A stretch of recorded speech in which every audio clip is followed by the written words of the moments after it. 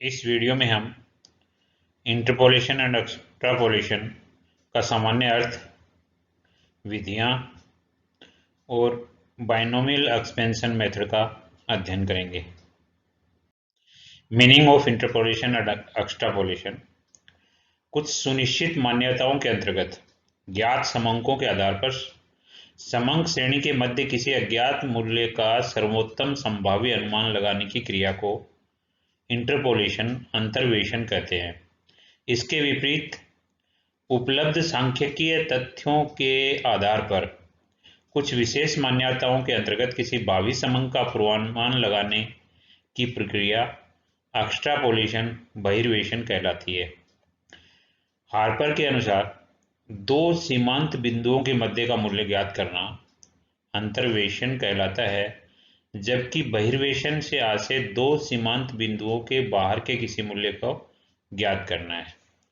अतः अंतर्वेशन श्रेणी के मध्य की रिक्तियों की पूर्ति करने में उपयोगी है, जबकि बहिर्वेशन एक्सट्रापोलेशन भावी पूर्वानुमानों में सहायक होता है। निम्नलिखित उदाहरण से इन दोनों क्रियाओं को स्पष्ट किया जा सकेगा। सेंसस ऑफ पॉपुलेशन ईयर 1971, 1981, 1991, 2001 और 2011।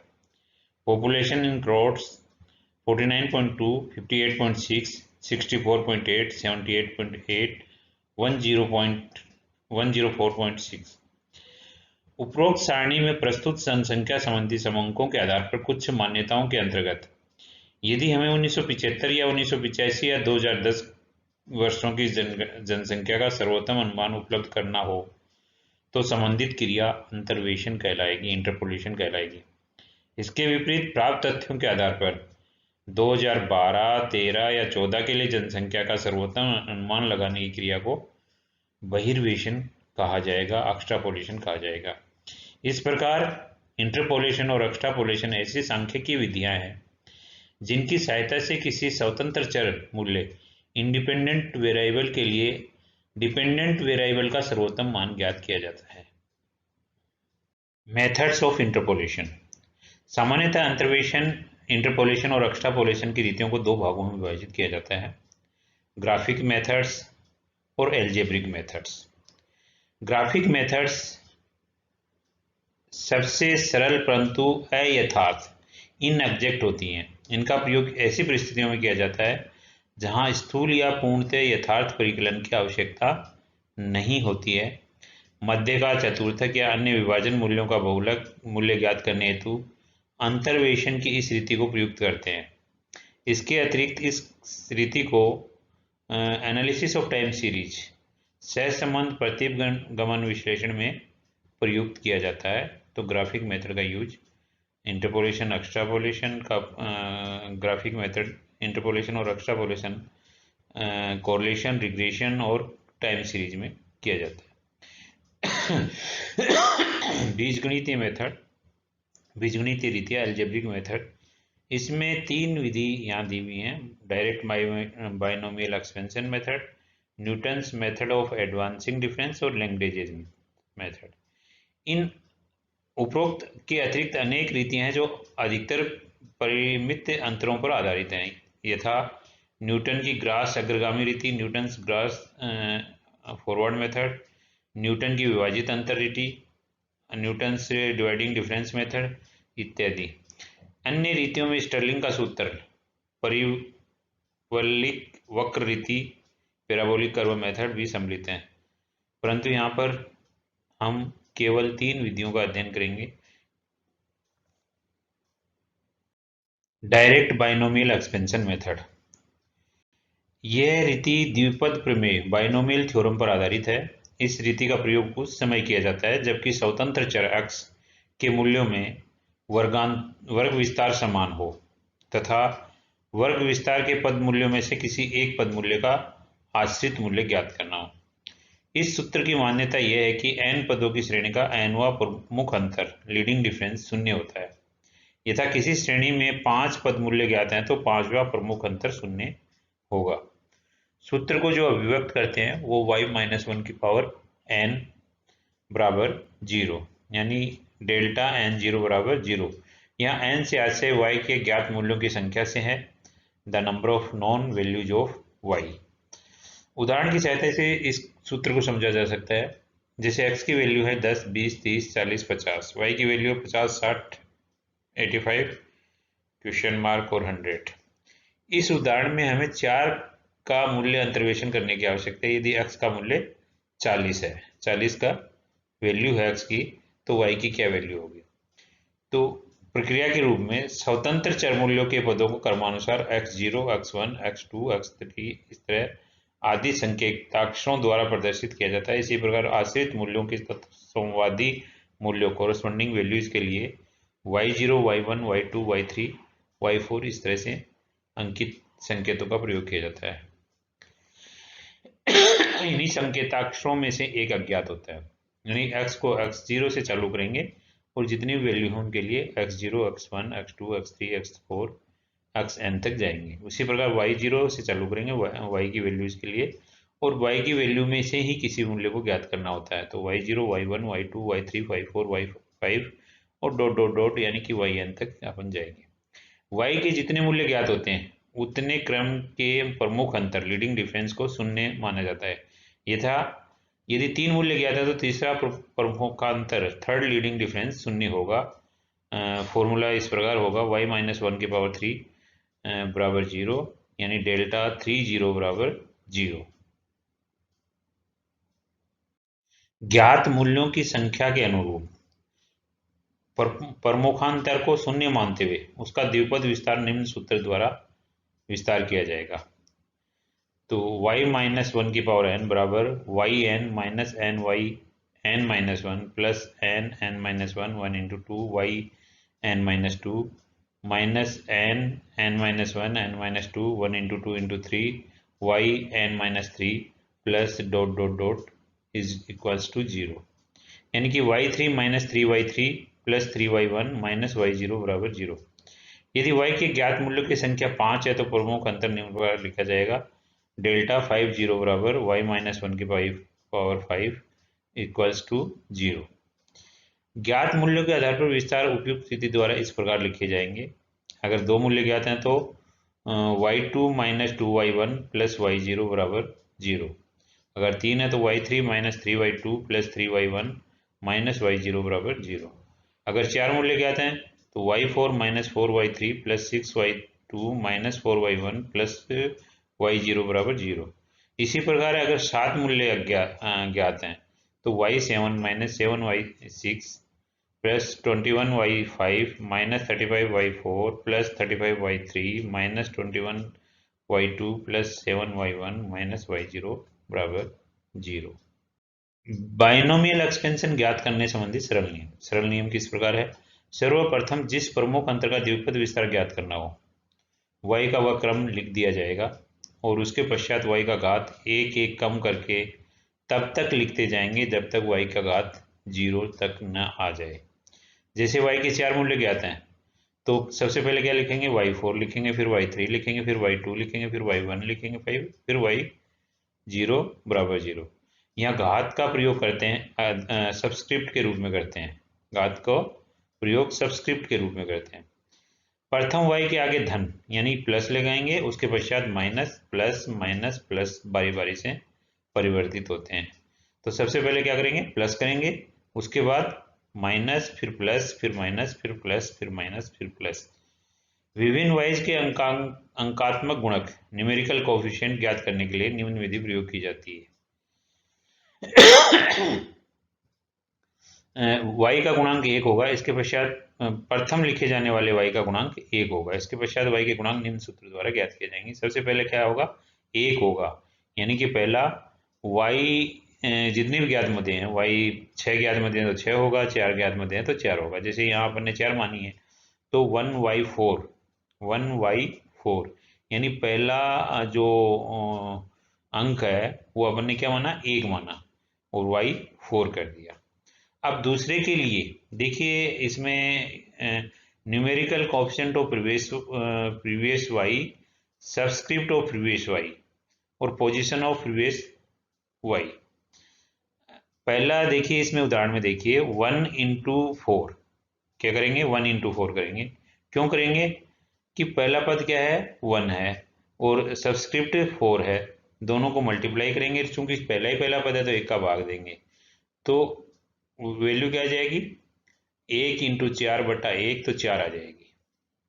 फिर दूसरे में चूंकि 4y3 हो गया, ये क्या हो गया 4y3, वैल्यू तो 4 आ गई और y की वैल्यू पहले 4 थी तो बाद में 1 कम होगी, पहले प्लस का निशान था तो माइनस का हो गया, तो पहला ही पहला पद तो हुआ y4 हुआ, चूंकि निशान y4 का प्लस है तो दूसरा निशान माइनस का आ गया, और वैल्यू अपन ने 4 कैलकुलेट कर दी 1 × 4/1 के आधार पे, तो -4 भी हो गया, और y3 अपन ने डिसाइड पहले ही किया था कि y4 के बाद y3 आएगा, फिर y2 आएगा, फिर y1 आएगा, फिर y0 आएगा बराबर 0 आएगा, तो दूसरा पद क्या होगा -4y3। अब देखिए तीसरा पद प्लस आएगा, क्योंकि पहला प्लस है दूसरा माइनस है तो तीसरा प्लस आ गया। अब तीसरा प्लस आ गया तो दूसरे पद की स्थिति में देखिए कि 4y3 है, माइनस को छोड़ दीजिए 4y3, तो 4 और 3 को गुणा करेंगे, कितना हो गया 12, 12 में भाग देंगे पद की स्थिति का, स्थिति कौन सी है दूसरा पद है, तो 12 में 2 का भाग दिया तो 6 आ गया, तो तीसरे पद के लिए जो न्यूमेरिकल अंक आएगा वो कितना आ गया 6 आ गया, और y2 तो वैसे ही आना है क्योंकि एक कम होना है, y4 के बाद y3 के बाद में y2। अब निशान फिर बदल जाना है, प्लस की जगह माइनस हो जाना नेक्स्ट में, तो माइनस हुआ तो माइनस तो हो गया, और y2 की जगह क्या आएगा y1 आएगा। अब अंक अपने को डिसाइड करना वो कौन से पद के आधार पर करेंगे, तीसरे पद के आधार पर करेंगे, और तीसरे पद में क्या है 6y2, यानी 6 और 2 को गुणा करेंगे 12, पद की स्थिति तीसरा पद है तो 12 में 3 का भाग देंगे तो 4 आ जाएगा, तो 4y1 आएगा, 4y1। अब 4 और 1 को मल्टीप्लाई करेंगे और पद स्थिति कौन सी है 4 है, तो 4 का भाग देंगे तो पद आएगा 1, तो y 0 आ जाएगा।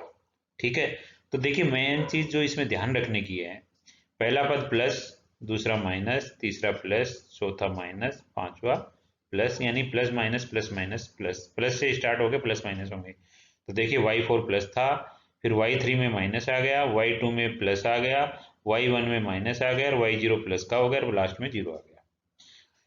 y4 से स्टार्ट हुआ नीचे घटते हुए क्रम में y3 आया, फिर y2 आया, फिर y1 आया, फिर y0 आ गया। अब देखिए अंकों की वैल्यू वैसी हुई है, पहले में 1, फिर 4, फिर 6, फिर 4, फिर 1, यानी जिस क्रम में बढ़े हैं उसी क्रम में घटे भी हैं, 1, 4, 6, 4, 1, यानी 3 चीजें इंपॉर्टेंट है इसमें, पहला निशान plus minus plus minus plus, फिर वैल्यूज y की, तो सबस्क्रिप्ट पहले 4 आएगी, फिर 3 आएगी, फिर 2 आएगी, फिर 1 आएगी और फिर 0 आएगी। अगर 7 वैल्यूज ज्ञात हैं तो पहले 7 आएगी, फिर 6 आएगी, फिर y5 आएगा, फिर y4 आएगा, y3 आएगा, y2 आएगा, y1 आएगा और y0 आएगा और फिर 0 आएगा, यानी वो एक एक करते घटते हुए 0 तक नहीं पहुंच जाए तब तक वो वैल्यू आएगी। ठीक है, तो पहला plus minus plus minus plus minus, फिर वैल्यू सबस्क्रिप्ट की एक एक घटती जाएगी, और जो एक वैल्यू है फिगर है वो कैलकुलेट करेंगे तो पहले पद का 1 होगा, दूसरे पद का फिर अपन दोनों को सबस्क्रिप्ट और उसको मल्टीप्लाई करके कैलकुलेट करेंगे। इस प्रकार इस फॉर्मूले को आसानी से अपन क्रिएट कर सकते हैं चाहे कितने भी अज्ञात मूल्य हो। अब इस उदाहरण की सहायता से इसको अपन समझेंगे। The college table gives the age composition of postgraduate students of an evening college. Calculate the missing figure. Age in years दे रखा अपने को 18 से 20, 20 से 22, 22 से 24, 24 से 26, 26 से 28, 28 से 30 और नंबर ऑफ स्टूडेंट्स दे रखे हैं, जिसमें 24 से 26 की एज ग्रुप के बच्चों की संख्या नहीं दी है, जिसको अपने को ज्ञात करना है। चूंकि एज इन ईयर से इसको x की वैल्यू मानेंगे और नंबर ऑफ स्टूडेंट्स चूंकि y की वैल्यू मानेंगे, इनको इनमें आश्रित मद है जिसको अपने को ज्ञात करना है। एज इन ईयर्स में देखिए x0 से स्टार्ट करेंगे, x0, x1, x2, x3, x4, x5, इसी प्रकार y की वैल्यू में y0, y1, y2, y3, y4, y5, ये अपन ने ज्ञात कर लिया। अब अपने को देखना है कि ज्ञात मदे कितनी है, ज्ञात मदे जो वैल्यूज हैं वो 5 है, 5 वैल्यू ज्ञात हैं, एक ज्ञात करनी है। श्रेणी में ज्ञात मूल्य 5 है, पांचवा प्रमुखांतर 0 होगा, यानी डेल्टा 5 0 बराबर 0। अपन शुरुआत कहाँ से करेंगे, y5 से करेंगे क्योंकि 5 वैल्यू ज्ञात है। तो फिर पहला पद क्या हो गया, y5, दूसरा y4, फिर y3, फिर y2 और y1 और y0 बराबर 0। ये अपन लिख सकते हैं। पहला प्लस है तो दूसरा माइनस भी लगा सकते हैं साइन, तीसरा प्लस, चौथा माइनस, पांचवा प्लस और छठा माइनस। यानी इतनी कैलकुलेशन अपन आराम से कर सकते हैं। चूंकि 5 वैल्यू ज्ञात हैं तो y5 से पहला पद चालू करते हुए y0 तक जाएंगे। तो y5, y4, y3, y2, y1, y0 बराबर 0। पहला प्लस, दूसरा माइनस, फिर प्लस, फिर माइनस, फिर प्लस, फिर माइनस, ये साइन हो गई। अब अपने को ज्ञात करना है इनमें अंक कौन सा होगा इनके साथ। चूंकि पहले पहले पद में एक मानते हैं तो पहला पद क्या होगा, 1y5, 1y5, और 1 और 5 सबस्क्रिप्ट को मल्टीप्लाई करेंगे तो 1 और 5 को गुणा किया तो कितना आ गया, 5। और भाग किसका देंगे, चूंकि पहला ही पद है तो पद क्रमांक का भाग देंगे तो एक का भाग दिया तो आया 5। तो दूसरे पद के लिए वैल्यू कितनी होगी, 5 होगी। तीसरे के लिए वैसे ही 5 गुणा 4 बटा 2, दूसरा पद है तो 2 का भाग देंगे तो 10 हो गई। फिर 10 इंटू 3 बटा तीसरा पद है तो 10 आ गई। तो ये चौथे के लिए भी 10 वैल्यू होगी। 10 इंटू 2 बटा चौथा पद है, 4 का भाग दिया, 20 में 4 का भाग दिया तो 5 आ गई। और 5 इंटू 1 बटा 5, क्योंकि पांचवा पद है तो 1 आ गई। तो लास्ट में 1 वैल्यू हो गई। तो 1, 5, 10, 10, 5, 1, इस प्रकार वैल्यूज अपन ने कैलकुलेट कर दी। ये वैल्यूज कैसे कैलकुलेट करते हैं, जो अंक पहले होता है उस अंक को और सबस्क्रिप्ट को दोनों को मल्टीप्लाई करेंगे। पद का जो क्रमांक है, पहला पद है तो 1 का भाग देंगे, दूसरा पद है तो 2 का भाग देंगे, तीसरा पद है तो 3 का देंगे, चौथा पद है 4 का, और पांचवा पद है तो 5 का भाग देंगे। इस प्रकार जो भी पद का क्रमांक है उसका भाग देंगे और सबस्क्रिप्ट और उसको अंक को मल्टीप्लाई करेंगे और उसके आधार पर अगले अंक का डिसाइड कर देंगे। जैसे पहला ही पहला है y5 है, ये एक्चुअल में क्या है, 1y5 है। तो 1 और 5 को मल्टीप्लाई किया और डिवाइड किया किससे, पहला ही पद है तो 1 से डिवाइड किया तो 5 आ गया। तो दूसरे पद में चूंकि माइनस का निशान तो अपन पहले ही लगा चुके हैं, 5 अपन ने इसी प्रकार कैलकुलेट कर दिया और y4 अपन पहले ही डिसाइड कर सकते हैं क्योंकि y4 दिया आएगा। इसी प्रकार अगला निशान प्लस तो आना ही है और y3 आना है। अपने को डिसाइड क्या करना है, 10 की वैल्यू ज्ञात करनी है। 10 की वैल्यू अपन ने कैसे डिसाइड की, दूसरे पद में देखिए 5 और 4 को मल्टीप्लाई किया, किसको, 5 और 4 को, और भाग कितने का दिया, 2 का दिया, दूसरा ही पद है ना। तो 5 इंटू 4 बटा 2 10 होता है। तो ये 10 नंबर जो तीसरे पद में लिखा है वो इस प्रकार ज्ञात किया। अब चौथे नंबर में भी 10 लिखा है, चौथे पद में -10/2 लिखा है। ये कैसे डिसाइड किया, ये तीसरे पद के आधार पर किया।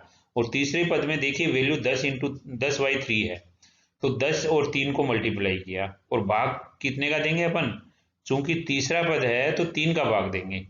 तो 3 का भाग दिया तो 30 में 3 का भाग दिया तो कितना आता है, 10 ही आता है। तो चौथे पद की वैल्यू 10 आ गई। अब चौथे पद की वैल्यू क्या आता है, तो पांचवें की कैलकुलेट करनी है। तो चौथे में क्या है, 10/2 है, तो 10 और 2 को मल्टीप्लाई करेंगे, चौथा पद है तो चौथे का भाग देंगे। तो 10 इंटू 2 20, 20 में 4 का भाग दिया तो 5 आ गई। तो इस प्रकार ये वैल्यूज ज्ञात करना अगर एक बार आप समझ जाएंगे तो बहुत आसानी से ज्ञात कर सकते हैं। अब ये चूंकि ज्ञात हो गया तो इस सूत्र में वैल्यूज सब्सटीट्यूट करेंगे अपन। वैल्यूज सब्सटीट्यूट करने के लिए क्या करेंगे, जैसे पहले सबसे पहले क्या है, y5, और y5 अपन ने देखिए नंबर ऑफ स्टूडेंट्स में दे रखा y5 53 को, तो वहाँ 53 लिख दिया। फिर y4 इसी प्रकार 5 इंटू y4 लिखा, y4 56 को दे रखा है। 10y3 यानी कि y3 अपने को ज्ञात नहीं है तो इसको वैसे के वैसे लिख लिया, -10 इंटू 33 यानी कि y2 लिख दिया, और +5 इंटू 25 y1 लिख दिया, और -18 बराबर 0 वैल्यू सब्सटीट्यूट की और कैलकुलेशन की तो अपन ने y3 बराबर 45 है, यानी कि 24 से 26 आयु वर्ग के विद्यार्थियों की संख्या 45 है। इस प्रकार इंटरपोलेशन और एक्सट्रापोलेशन में बाइनोमियल एक्सपेंशन मेथड है, जिसमें एक मिसिंग फिगर हो तो अपन ज्ञात आसानी से कर सकते हैं। सबसे महत्वपूर्ण बात इसमें फॉर्मूला क्रिएट करने की है। फॉर्मूला क्रिएट करने के लिए 3 ही चीज़ें ध्यान में रखनी है। पहली चीज़ ये है कि पहला पद प्लस होगा, दूसरा minus, plus minus, plus minus, ऐसे चलेंगे। जितनी ज्ञात मध्य है उसी से y की वैल्यू डिसाइड होगी, यानी सब्सक्रिप्ट हो जाएगी उतनी। 5 मध्य है तो y5 हो जाएगी, 6 मध्य है तो y6 हो जाएगी, 4 मध्य है तो y4 हो जाएगी, 7 मध्य है तो y7 हो जाएगी, और उसके बाद एक एक कम होते होते और y0 तक आएंगे कैलकुलेशन। और फिर सब्सक्रिप्ट और वैल्यू को मल्टीप्लाई करके और पद के क्रमांक का भाग देके बाकी वैल्यूज ज्ञात करते जाएंगे। ठीक है, थैंक यू।